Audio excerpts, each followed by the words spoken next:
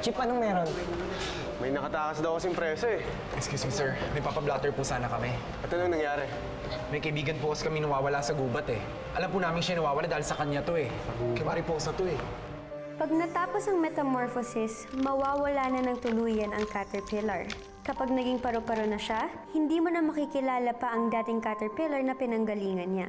What's amazing about metamorphosis is the unpredictability of what will happen next. Ano na ang magiging bagong itsura ng caterpillar? Ano ang magiging kulay ng mga pakpak niya? Magiging gaano ba katibay ang pakpak niya?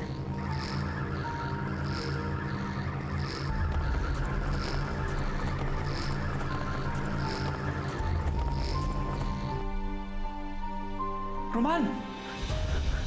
Huwag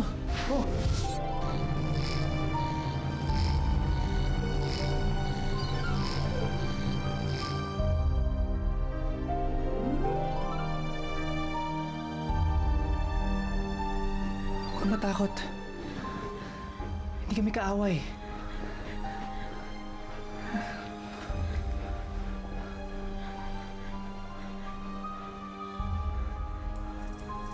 Wag! Uy! Wag! Wag! Pare, nakakatakas siya! Uy, dali! Kunin ko yung tranquilizer. Bilis, andyan sa baba! Dalihan mo! Pare!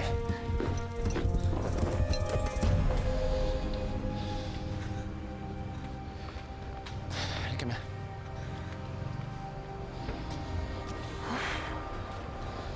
Natakasan tayo, sinamantala habang nagkagulo. Lagot tayo neto kay Chip pag di natin nakayanap to.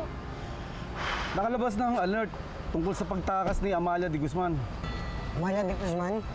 Oh, bakit kilala mo? Oo po, kilala po namin yan.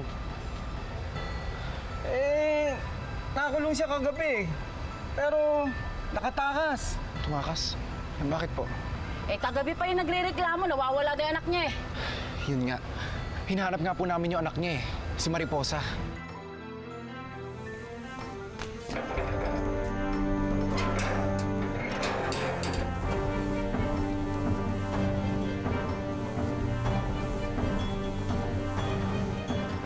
Tara!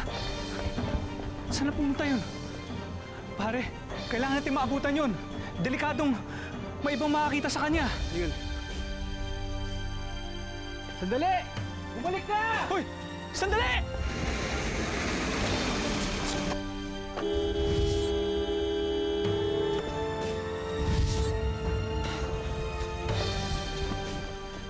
Ano ba yung kasama niya? Papakamatay ba yan?